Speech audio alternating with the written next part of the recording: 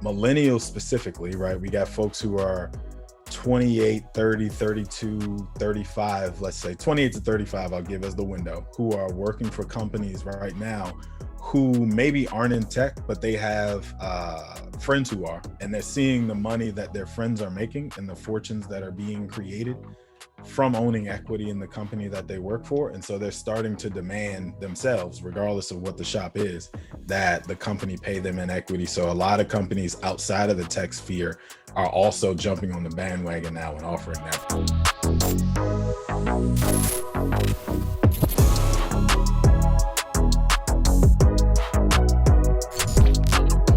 I've got my guy, Malcolm Etheridge, who is a certified financial planner, speaker, blogger, and his areas of expertise include retirement planning, investment, portfolio development, tax planning, insurance, stock options, and other executive benefits. And he leverages that expertise to help senior managers and small business owners in tech make sense of some of the most complex financial situations that they can find themselves in that working professionals tend to face. And his podcast, Tech Money, features subject matter experts on topics like budgeting, investing, tax planning, stock options, real estate, and insurance, just to name a few. So today, I wanted to have Malcolm on with me to talk about working at startups and wealth generation. So first of all, Malcolm, welcome. Yeah, thank you for having me, man. This is awesome. Absolutely. So we talk so much in our community about equity, and equity is a big part of the tech ecosystem.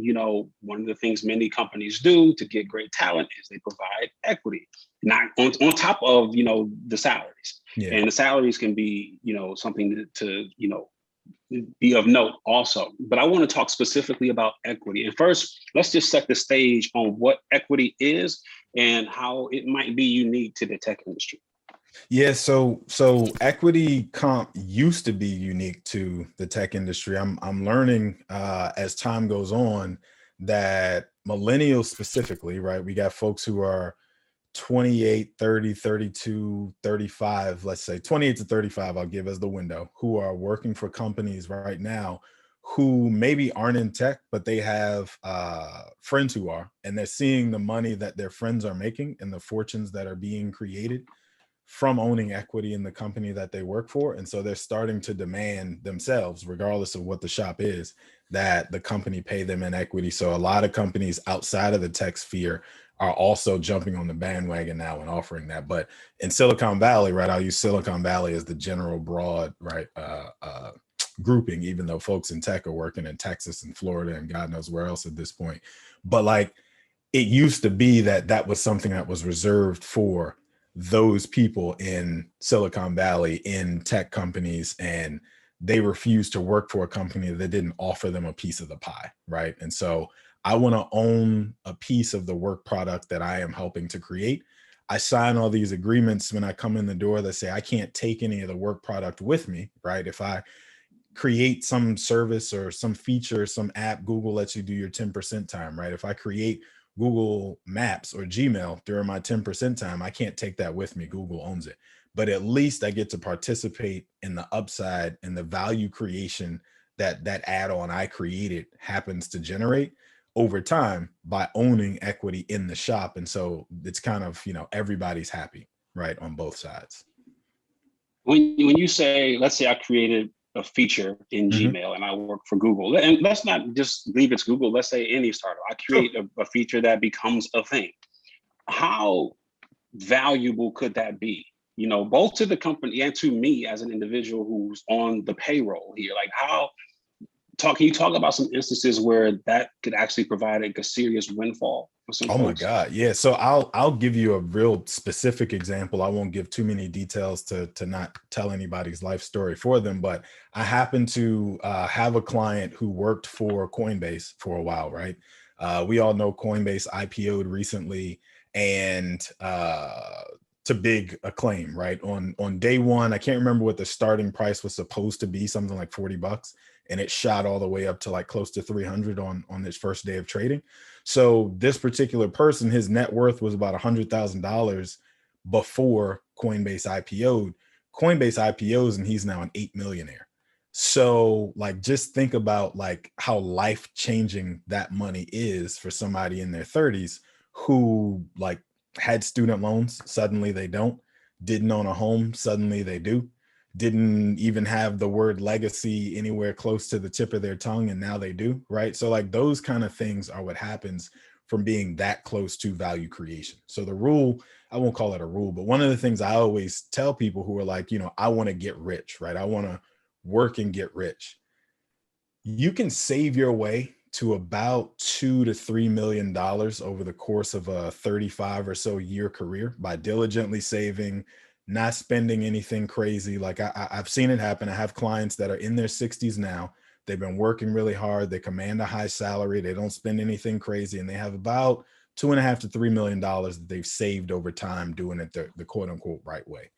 You want to go beyond that $3 million threshold, you're either going to have to be attached to some sort of value creation, right? So you're one of the first employees at a company that ends up doing something big, or you're going to have to do it in real estate by holding on to assets for a very long time and allowing them to appreciate until one day you look up and on paper you're worth a ton and you start liquidating that stuff. Those are the two ways that I personally have seen where clients have like significant life-changing, lineage-changing money that happens. And more to the point you were making when we first started, one of the ways that allows you to be attached to that value creation as it's happening is you own an interest in the company that you're working for. So if I'm at Microsoft, I'll use as an example because it's a popular enough company, and I own shares of Microsoft. I worked there for 5 years. I accumulate, $500,000 worth of shares in the 5 years that I'm there. I leave, but I don't sell them. I hang on to them. And then we all have seen what the FANG stocks, Facebook, Amazon, Netflix, and Google have done, Microsoft included in that bucket. They've quadrupled over like that 10-year span that the NASDAQ has been on this run. That's life-changing money for some people, right? Your $500,000 worth of equity you had as part of your total comp package that came to you when you came on board is now $2 million by you going along for the ride. That's life-changing money versus you work as a software engineer. I pay you $180,000. The IRS takes half of it, depending on what state you live in, right? And your 180 turns into 90,000, and it's up to you to decide how to spend that 90,000 to make sure you keep a piece of it. But it's really not likely to continue to grow at the ridiculously outsized rate as you owning equity in something where constantly new products are being created, new ideas are being kicked around. All that is happening while you're asleep, frankly. Like, you're not contributing anymore. You left the company, but the value creation is still happening without you. But because you were tied to it at one point, you still get to reap the benefits. That's how the game is won. So I'm gonna ask two questions in one, which I hate to do, but I think you can handle this, is who has leverage to ask for equity when working at a startup? And do I have to be an engineer? Awesome questions. So you don't have to be an engineer. I'm going to answer the last one first because it's easier. You don't have to be an engineer. I have seen administrative assistants who were administrative assistant early enough on that they got a piece of the pie, and they even are attached to that wealth creation at the end of the day and are walking away with some decent shares. So no, you can be, I won't say you can be the staff who works in the cafe as an example, because those people are usually contractors. But if you're one of those people and you can work your way into a conversation about it, by all means do it. But the average employee from the lower part of the totem pole to the very top can actually participate in the equity pool at almost any company at this point. So you don't have to be an engineer to participate. The second part, you said, how do I get equity as part of the conversation? You got to ask for it. That's really it. So one of the things that I always encourage people to focus on when they negotiate this compensation package is not just how much can I get in salary, right? That's important, but there comes a point when enough is enough, and every incremental dollar you have them pay you has a diminishing rate of return, right? So you hit, $200,000, let's say, and you live in a place like, New York or California, where after taxes, again, 50% of that is going out the window. Where if I were to ask instead for shares in the company, as long as I hold on to those shares for an extra 12 months after, they vested and been issued to me, I'm paying now long-term capital gains. So the long-term capital gains tax rate is 20%. My ordinary income tax rate, I just told you, is 50% after state and federal get done with me, right? That's a 30% delta that you've now been able to find just by getting paid in that equity versus having them pay it to you in actual cash money. So just having a longer vision to be able to see the way the game is played and won will help to keep, a few people at least from asking for the wrong thing at the wrong time. Do you find that younger folks beginning their careers working at startups and tech companies are more and more sophisticated and know to ask for equity versus the larger paycheck? And or if you find those who aren't, who just say they want the bag today, how do you have that conversation with them to convince them that, look, the better play here potentially is to take less upfront capital and to go for equity? Yeah. So one of the challenges that I have as a financial planner is helping people figure out their enough point. That's one of the things that I really like about this work is that there's a book that I read and I always recommend to people called Your Money or Your Life. It's the book that's credited with helping to launch the FIRE movement, the Financial Independence Retire Early movement. But essentially the key tenet of the book is figuring out your enough point. Like how much house is enough, how much car is enough, how much vacation is enough, how much, all these things we get on the treadmill and run this race for to constantly be chasing. At some point, enough is enough and you have enough luxury and you have enough like whatever, figuring out what that enough point is and then planning beyond that. And so I always try and help people see the forest for the trees, that yes, you could get an extra $20,000 by joining company X, right? But if it means then that you're going to be working 1.2 times as hard, right? To be kind of specific, what could you be doing with that extra 20% of your time versus the $20,000 that you're going to earn? Because you already make enough money to pay your mortgage, pay your kids' daycare, you drive a nice enough car, you live in a nice enough neighborhood. Like you're not chasing safety at this point. We're just chasing excess. And so helping people figure out like enough is enough. And the difference now is pay me in equity instead. And one other negotiating piece that I would encourage people to consider is companies are a lot more willing to part with shares of equity than they are with additional cash. If you just think of it from the CFO's perspective, right? If I commit to a salary that I owe you, that's every day, every year, that's a line item that goes against the P&L that I got to count for, right? I owe you $200,000. You're asking me for an extra 20. That 20 grand is going against the P&L every year. You ask me for $20,000 worth of shares, that's a totally different equation because those shares are sitting on a spreadsheet somewhere in somebody's like hard drive. They're not an actual thing I've got to hand over to you. So yes, they still have to be accounted for, but we don't hold on to them and keep them as tightly guarded as we would if you were asking for cash. Also, if you're thinking from the HR person's perspective, I got to be able to justify why I gave you 220, but the software engineer who sits next to you is getting 2. And then the next person who comes in the door is going to want to know what they can actually get as far as cash comp. And now I've got to, do I offer that person 222 because I just gave it to you? Whereas with the shares, it's a little bit different and a little bit more fluid. And I'm speaking broadly, right? Every company is different the way they treat this. But what I've seen and also talking to hiring technical recruiters personally, like they're way more willing to come up off of additional equity shares versus cash money. So for folks who, and obviously the startup side of the table would understand this, but I want to make sure the engineer, the talent, the HR person, the legal person understands this side. Legal people might get it, but let's just talk about what the cliff means. So if I come in as an engineer and I say, hey, I'm going to give you 100,000 shares with a 3-year cliff. Mhm. What does that mean? Perfect setup.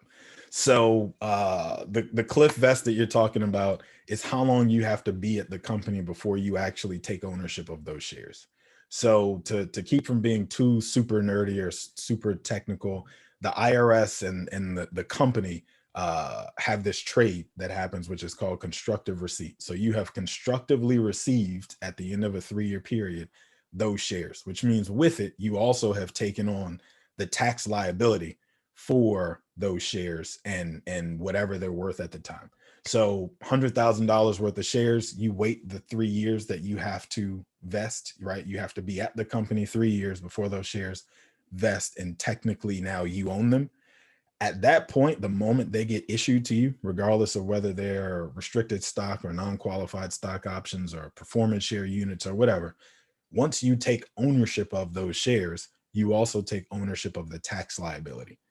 Prior to you taking ownership of the shares, you don't own anything. You also don't own the $100,000, right? Because you don't have the shares, but you don't own the tax liability. So with that additional cash also comes the additional tax liability. So just something to be aware of at the exact same time. But to answer your question very specifically, companies as a retention tool will put a time clock on how long they have to be able to get work product out of you before they give you those shares that it kind of gives you your walking papers too, right? If I think about it purely from the company's perspective, I know I've got you on the hook for 3 years if you've got a 3-year vesting requirement. Beyond 3 years, you're a free agent, and every year I got to constantly be doing things and bringing things to you to make you feel good about staying with this team and want to be here, right? But for that 3-year period, you're on that rookie contract, if you will, if you think about it in terms of the NFL. You're going to play and perform regardless of what's happening, because you got to hit that 3-year, that number, before we can issue you, the shares. That's good for me to know and plan around as the company. So that's something to also kind of think about. They'll also issue you shares not only as vesting based on tenure, but also as a retention tool. So you get past that 3-year window, maybe I'm worried that somebody's going to come poach you, right? Tech companies are a bit incestuous at this point about stealing talent from one place to the next, and the same people kind of moving every 3 years or so. And so one way that I can keep you from making that jump is to offer you additional shares as a retention bonus every single year that you stay. And maybe those shares just you got to be here 1 year after you get them in order for them to vest, or there's no vesting timetable on them. Those are all things you want to know and negotiate going in the door, so that you can give yourself the most flexibility and freedom to be able to maneuver however you want to and still get, the majority of those shares, if not all of them, before making any other moves. I do have people watching the chat on Facebook and Lunch Table. So if you do have questions, I want to make sure I get to those. So feel free to drop your questions in the chat, and we will get to as many of them as we can. And in the meantime, going down that road of vesting periods and cliffs and et cetera, I wonder if, let's say this remarkable opportunity happens, which doesn't happen all the time, but you give me 100,000 shares on day one. Mm-hmm. I have a 2-year, let's just to get easy math, a 2-year vesting period. So I can't get my full amount of shares for that 2 years. In that 2 years time, those shares go to the moon. So these are Google numbers, Apple numbers, Amazon numbers, Facebook numbers. So I'm on paper, super duper wealthy on paper, but I don't have any of that liquid cash. How does my life change in the meantime or how could it change in the meantime, or does it? So 2 separate answers, because that goes 2 separate ways, right? So if you're talking, I work for a private company, I work for a startup, and they've made an announcement that they plan to go public at some point, right? I'm thinking about DoorDash as a really good example of this. Tons of people who started at different rates. COVID happens, those shares are now going to be to the moon, like you said, because all of a sudden DoorDash is posting the best numbers they've ever posted. Nobody in the company is doing any work anymore because everybody's imagination is flying around I'm going to be like super, super wealthy because I'm going to get those shares and I'm going to go buy this beach house. And and I mean, literally, like, can't get anybody off Zillow, can't get anybody off Red. Like, everybody's spending that money. But there's also this thing called a lockup where you've got to wait depending on where you are in the food chain, right? The hierarchy and how close you are to privileged information. There's also this thing called a lockup where you've got to wait 6 months after the company goes public before you can do anything. So those shares could come crashing back down to earth in that time before you're legally allowed to sell anything, because they don't want you moving the stock price around, which I have seen happen, unfortunately. But also, to your point, with a publicly traded company like a Facebook or an Amazon or a Google or whoever who's going on this run, the more advantageous way to work out your equity grants is to have them coming to you on a monthly basis instead of annually, for that reason right there. So if I get a new tranche is the word that we use, or slice or whatever, of shares that come to me every single month, then as the price is doing what it does, I can plan my own life around what else I need to do financially and whether I'm going to sell this month or not. If I've got to wait an entire year to make that sell or hold decision, then I'm at the mercy of wherever the company is in that moment. It may not even make a difference with a company like Amazon, like you said, who can't seem to go but in one direction. But for a company who does take a very nasty dip at some point, I'm kind of at the mercy of whatever the market does. And so developing that plan in advance of when and how to sell is going to be super helpful to turn you from a paper millionaire, as you're saying, into an actual millionaire, as in exchanging those certificates for actual dollars at some point, so that you can take some chips off the table and not just kind of follow the ticker wherever it takes you. What typically happens in a tech company specific? Let's say just companies across the board, where equity is involved, and they go public or they sell or otherwise, and early employees don't get a financial windfall. What typically happened? That's a tough one, man. People get real stingy around liquidity events. Founders start trying to renegotiate their founder shares. You have key employees that aren't satisfied with their contract the way it was initially written and where they sit on the cap table when they look at their slice versus others. Like, those kind of things, it gets kind of ugly, honestly, at some point. The short answer to your question is, if you aren't on that cap table before the liquidity event happens, you're probably not going to get on it. What does happen in some cases, where you are valuable enough to the company that they're worried about like hurting your feelings and they're worried about losing you, is you can get a gross up, as we call it, where they issue you a one-time bonus allotment of shares to make you whole, as they say, so that you feel like you're included and you're participating. But those shares are not going to have the same value, is not the word that I want to use. It's not going to have the same like sweetness to it as the folks that were there on day 1, 2, 3, 10, 20, that kind of thing. Because even with like incentive stock options, as an example, that have a bit of a look back kind of feature, they allow you to look at yesterday's price and decide if you're going to sell it now and take today's price as your exchange value. Even if I were to grant you incentive stock options at today's price, you're not going to get that super low basis that somebody got who started with the company 10 years ago when it was literally in somebody's living room. What would you say are like the top 3 to 5 things a startup employee should be paying attention to in their work contracts regarding compensation? Know what happens to your shares if and when the company has a liquidity event. That's huge. To your point about people dancing around excited because they're about to be a millionaire, some people don't realize that if the company sells, X happens, right? There's a lot of SPACs happening right now. The word SPAC is flying around all over the place. And a lot of people's equity agreement doesn't include language around what happens if the company changes hands, what happens if there's a change of ownership before the IPO. So that's the major one, but also like knowing the schedule of when your shares vest, right? So you don't walk away on accident and leave some chips on the table. That's what we call the forfeit value. What happens if you forfeit those shares? Also setting a plan for when and how to get out of those shares, because until you actually trigger a sale, you're only a millionaire on paper. So, deciding how much and when to sell is a very big key component in there. Also understanding that just because you're inside of your vesting timetable, doesn't mean that other companies won't match you to make you whole, right? Give you some shares to match what you would stand to lose from the company you're considering leaving, to entice you to move sooner. So I've seen that happen where I'm going to use two completely made up examples. Google wants to pull an employee from Amazon.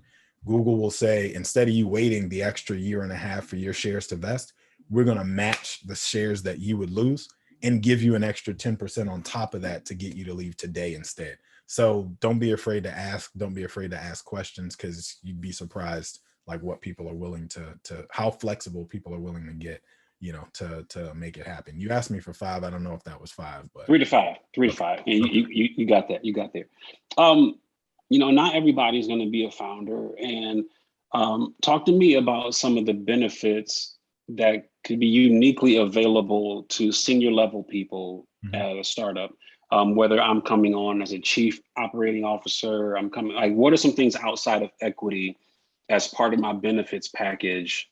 If I'm on the career trajectory, should I be paying attention to? So one super unique thing, and this is not me like tooting my own horn, but we have companies as clients who pay for financial planning on behalf of their senior leaders. They don't give that to everybody across the board. So you are COO and you step into, now the company's accountant is now your accountant. The company's financial advisor is now your financial advisor.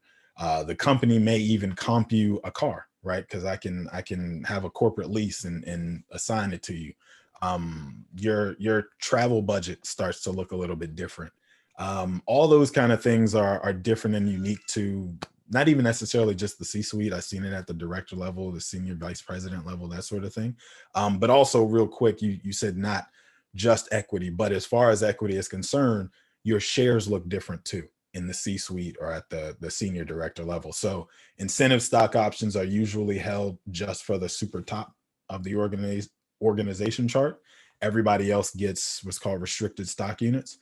Those have two completely different tax treatments in the way that you can actually plan around them and ultimately how valuable they are. So that's another difference that gets thrown in there between the two tiers of employee. And I want to talk about retirement accounts and how important they are to, because we have so many conversations around funding startups, because we have this big disparity with, Black, minority owned, women owned startups being funded. How can they, if they can, retirement accounts be used to put some early capital into starting my thing? Really glad you asked that. So I normally will see people take out a loan from the company, the 401k plan, the company they work for, use that loan to get access to capital to start the company. When you leave the company, that outstanding loan gets turned into a distribution, which means ordinary income tax treatment, right? So you're paying taxes on that distribution. Or you could just straight up say, kick me the cash, I'm going to pay the taxes on it, and it is what it is, and I'm going to use it to start the company. But there's actually plans out there within the tax code that allow you to convert those shares in that, your investment in the company into shares in the company you're starting. So instead of being invested in the S&P 500 index in your 401k plan, you now have a 401k plan that is your new company, shares of the company that you started, that you're investing now back into the company. It's why you probably saw the article from ProPublica about Peter Thiel having a $5 billion Roth IRA funded from PayPal stock. It's because he had really great lawyers 20 years ago when they started the company that told him, don't take that money out of your 401k plan to start, the shop. Sell yourself shares of PayPal, convert your 401k dollars into shares of PayPal. And then as they grow, they live inside this Roth IRA, which you'll never pay taxes on. So there are other ways to use your 401k assets other than taking a direct distribution and like paying the taxes today and, hoping for the best going forward.